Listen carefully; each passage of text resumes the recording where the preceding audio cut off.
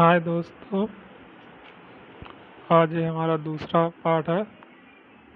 पहला था जीवों में जन्म। जीवों में जन्म। आज ये दूसरा पार्ट है पुष्पीय पौधों में लैंगिक जनन। इसकी भी पीडीएफ फाइल डिस्क्रिप्शन बॉक्स में डाल दूंगा, वहाँ से आप जाके इसे डाउनलोड कर सकते हैं और इसे विस्तार पूर्वक पढ़ सकते हैं। जो लोग 12th क्लास में हैं उनके लिए ये किताब खरीदनी चाहिए। एनसीईआरटी पैटर्न पर नहीं खरीदें तो पीडीएफ से भी पढ़ सकते हैं। चैप्टर बाय चैप्टर में इसकी वीडियो डालता रहूँगा। ये नाइट के फोटो इसलिए ऐसे हो गए, इनमें भी क्लियर दिख रहा है विद फिगर। बहुत ही बढ़िया एनसीईआरटी पैटर्न पर दी है बुक। अब इसके हम अति लघु पर आ गए, तो हमेशा की तरह मैं इन्हें पढ़ूंगा।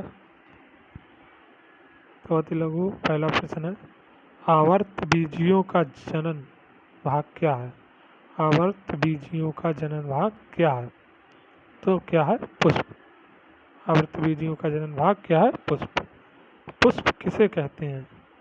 रूपांतरित प्रोहर को। पुष्प किसे कहते हैं? रूपांतरित प्रोहर को। पुष्पंग। पुष्पंग। पुष्पंग क्या है? पुष्पंग पुष्प का नर जननांग है। पुष्पंग पुष्प का नर जननांग है। नेक्स्ट, पक्षियों द्वारा परागित एक पौधे का नाम बताइए। पक्षियों द्वारा, जो पक्षियों द्वारा परागित किया गया हो। वाग्नोनिया केपेरियोलटा। केपेरियोलटा। वंगनेनिया केपेरियोलटा। पौधे में परागकण कहाँ उत्पन्न होते हैं? पौधे में परागकण कहाँ उत्पन्न होते हैं? तो कहाँ होते हैं? परागकोश में। परागकोश में। मात्र कोशिका में गुणसूत्रों की संख्या बताइए। द्विगुण। मात्र कोशिका में गुणसूत्रों की संख्या बताइए। तो द्विगुणित मतलब द्विगुणित कोशिका, मात्र कोशिका में द्विगुणित कोशिका होती है। सबसे छोटे पुष्प का नाम बताइए। वारफिलिया। ये कंपटीशन का क्वेश्चन है। वारफिलिया। वारफिलिया। भ्रूण का निर्माण किस कोशिका से होता है? भ्रूण से। भ्रूण का निर्माण किस कोशिका से होता है? तो भ्रूण से। परागण। परागण किसे कहते हैं? परागण किसे कहते हैं? परागकोश से परागकणों का पुष्प के वर्तिकांग पर पहुंचना परागण कहलाता है। प्राथमिक भित्ति कोशिका की विभाजनों द्वारा विभाजित होती है। परिनलित तथा अपनलित विभाजन। कैलस। कैलस किसे कहते हैं? कोशिकाओं के अविभेद समूह को कैलस कहते हैं। प्राथमिक भित्ति कोशिका के विभाजन द्वारा बनने वाली पत्तियों के नाम बताइए। बाह्य त्वचा, अंतःस्थिसियम, मध्य स्तर, टेपिटम। टेपिटम किस प्रकार की कोशिका का बना होता है? नेक्स्ट 13 है, टेपिटम किस प्रकार की कोशिका का बना होता है? तो द्विगुणित तथा स्पानवत कोशिका का बना होता है। 14, लघु बीजांडु क्या है? लघु बीजांडु क्या है? परागकण। परागकण लघु बीजांडु है। नेक्स्ट 15वां, जांघ्या। जन्यांग। जन्यांग किसे कहते हैं? जन्यांग किसे कहते हैं? पुष्प के मादा जननांग को जन्यांग कहते हैं। नेक्स्ट 16, भ्रूणकोश। भ्रूणकोश किसे कहते हैं? नर युग्मद्भिव। नर युग्मद्भिव को भ्रूणकोश कहते हैं। परागण। परागण कितने प्रकार का होता है? परागण कितने प्रकार का होता है? तो परागण 2 प्रकार का होता है, 3 प्रकार का होता है, स्वपरागण, परपरागण और कृत्रिम परागण। नेक्स्ट 18 क्वेश्चन है, 18 कीटों द्वारा परागित 2 पौधों का उदाहरण दीजिए। 2 पौधों का उदाहरण दीजिए। सल्विया सल्विया अंजीर सल्विया अंजीर कीटों द्वारा परागित होते हैं। 19 टेपिटम का प्रमुख कार्य बताइए। परागकणों को पोषण प्रदान करना। 20 वायु द्वारा परागित एक पौधे का नाम बताइए। तो मक्का वायु द्वारा परागित होती है। 21वां प्रोटोगाइनी किसे कहते हैं? परागकोश के परिपक्व होने से पहले वर्तिकांग की ग्रहिति का समाप्त होना प्रोटोगाइनिस कहलाता है।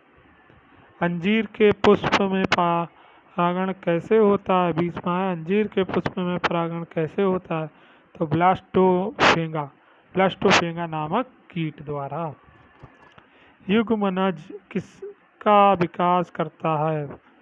23वां क्वेश्चन युग्मनज किसका विकास करता है? भ्रूण का विकास करता है। 24वां क्वेश्चन है द्विनिषेचन का एक महत्व बताइए। द्विनिषेचन का एक महत्व बताइए। इसके फलस्वरूप भ्रूणपोष का निर्माण होता है। 25वां निषेचन के बाद निम्न में से क्या परिवर्तन होता है? तो पुकेसर या अंडाशय। तो पुकेसर झड़ जाते हैं, अंडाशय फल में परिवर्तन हो जाते हैं। 20वां भ्रूण का कौन सा भाग हाइपोवेलस कोशिकाओं से बनता है? बीजांडुद्वारी शिरा। 27वां मुकुलाकुर का शीर्ष भाग कौन सी कोशिका बनाता है? आधारित कोशिका। 28 फल क्या है? परिपक्व अंडाशय फल कहलाते हैं। तो इसमें सत्य फल के 2 उदाहरण दीजिए। शरीफा आम सत्य फल है। कूट फल किसे कहते हैं? पुष्पन से विकसित फलों को कूट फल कहते हैं। जैसे सेब। 31वां फ्यूनिकुलस किसे कहते हैं? बीजांडु के वृत्त को फ्यूनिकुलस कहते हैं। 23वां है चमगादड़। 32वां है चमगादड़ द्वारा परागण क्या कहलाता है? तो कायरोटेप्रोफिल। 33वां है द्विनिषेचन की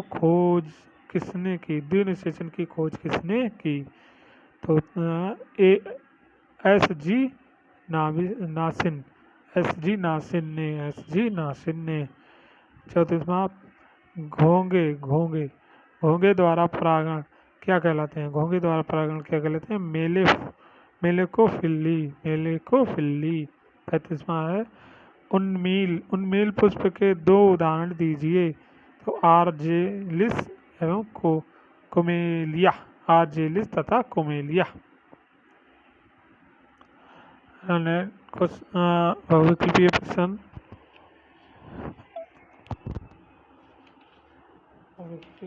है कैप्सिला में निषेचन क्रिया में होता है। क्या होता है? इसका राइट आंसर है सी द्विनिषेचन एवं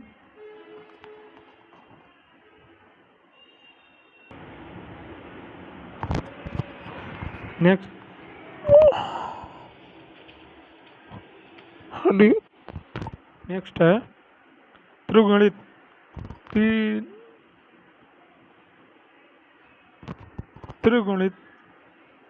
रचना होती है। किसमें होती है? आवृतबीजी पौधे के भ्रूणपोष में। राइट आंसर है सी। निषेचन के बाद बीजांडु के अंतःआवरण से बनता है। क्या बनता है?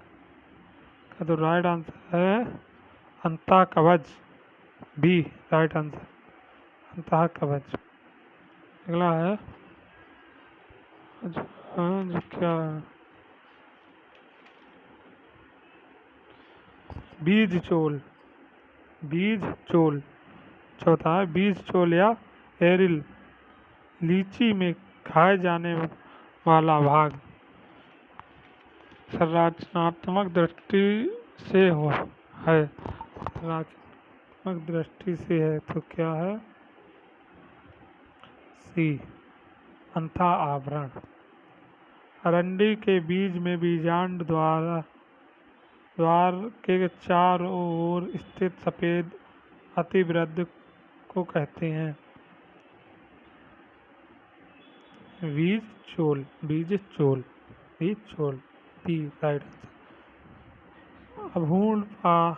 अभ्रूणपोषी बीजों में पौधे संचित रहते हैं, अभ्रूणपोषी बीजों में पौधे संचित रहते हैं।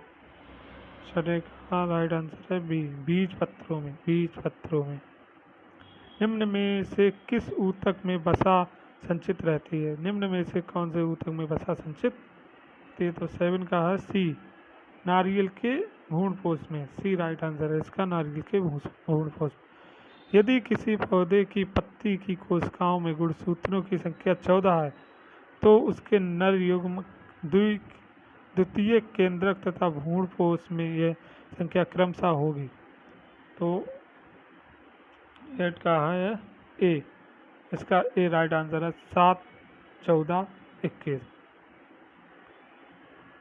एक परागकोश में परागधानियाँ की संख्या होती है, एक परागकोश में परागधानियों की संख्या होती है तो 4, बी राइट आंसर इसका 4।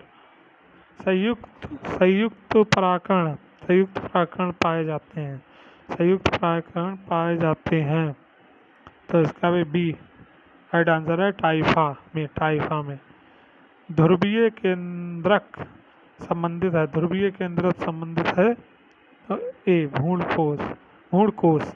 भ्रूणकोश से, ए राइट आंसर है इसका।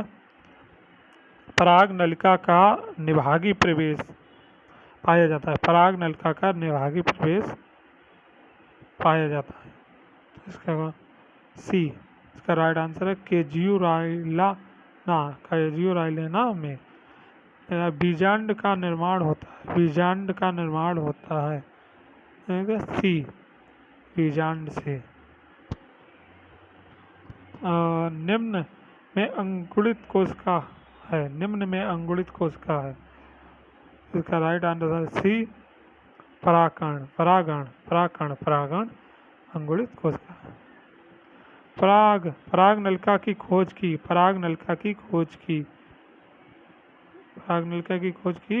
एमिसीन ने, डी राइट आंसर है। जब बीजाणु बीजांड सीधा ऊर्ध्वाधर होता है तो बीजांड वृत्त निभागी तथा बीजांड द्वार एक सीधी रेखा में होता है तो बीजांड कहलाता है, क्या कहलाता है? आर्थोट्रोपस। गेहूं के 100 दाने बनाने के लिए कितने अर्धसूत्री विभाजनों होने चाहिए? कितने? तो इसका राइट आंसर है सी, 125। तो दोस्तों वीडियो बहुत लंबी हो जाएगी, इसके में और चीज़ें हैं, ऑब्जेक्टिव क्वेश्चन बहुत हैं, इनको नेक्स्ट वीडियो में मैं पूरा करके डाल दूंगा। तब तक के लिए आप लोग इस पीडीएफ डाउनलोड करके स्वयं अध्ययन कर सकते हैं, थ्योरी अध्ययन कर लीजिए। तब तक मैं इसके जो 1 या 2 दिन में भौतिक विकल्पों को एक अलग से वीडियो बना के डाल दूंगा।